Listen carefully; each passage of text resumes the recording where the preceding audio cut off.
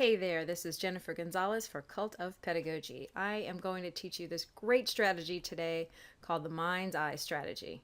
Mind's Eye is a fantastic pre-reading strategy that builds student interest in a text by having them create mental images before reading. Research shows that proficient readers regularly create images in their minds while they read.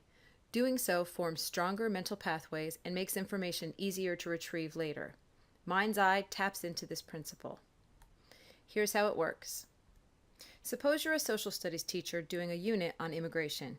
You want students to read a selection from Peter Cohen's book, Ellis Island Interviews, a piece where a woman tells the story of her family's move to the U.S. from Italy.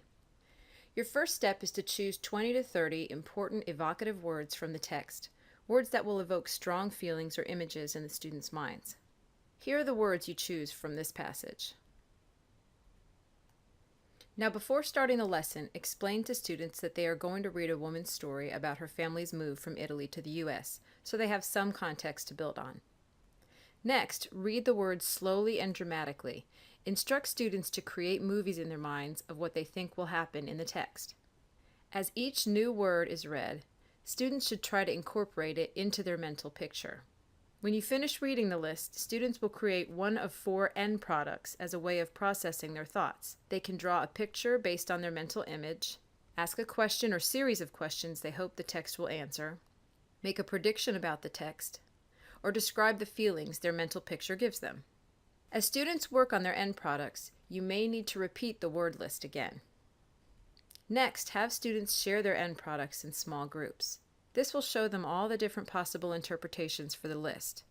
Students will find that others focused more on certain words than they did, and this sharing may result in students altering or refining their products. Students then read the text independently, comparing it with their initial thoughts. Then, as a class, in small groups or independently, have students reflect on the process. How accurate were their predictions? Did they like the end product they chose? Would they choose a different kind next time, for example, making a prediction rather than drawing a picture? Once you've used the strategy several times, teach students how to use Mind's Eye independently.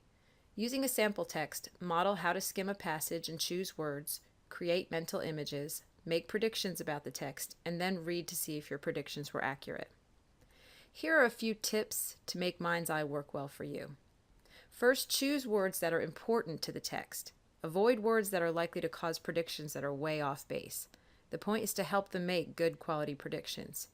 Also, choose mostly sensory words, words that will evoke strong imagery, sense, or emotion. Second, pay attention to word order. You might simply list the words in the order they appear in the story, but be aware that words that come early in the list may take on stronger meaning in students' minds than they actually have in the story.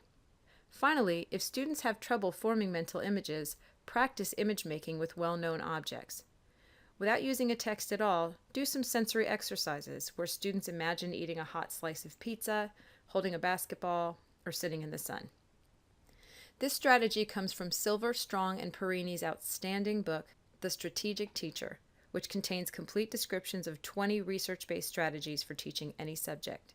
If you enjoyed this video, take a look at some others in our fast-growing collection. The Reciprocal Learning Strategy builds more rigor and structure into pair work. Distract the Distractor is a low-tension way to deal with disruptive students. And come on over to www.cultofpedagogy.com for a ton of other articles, book and technology reviews, and honest, in-depth examinations of the factors that impact the work of teachers. Thanks for watching, and have a great day!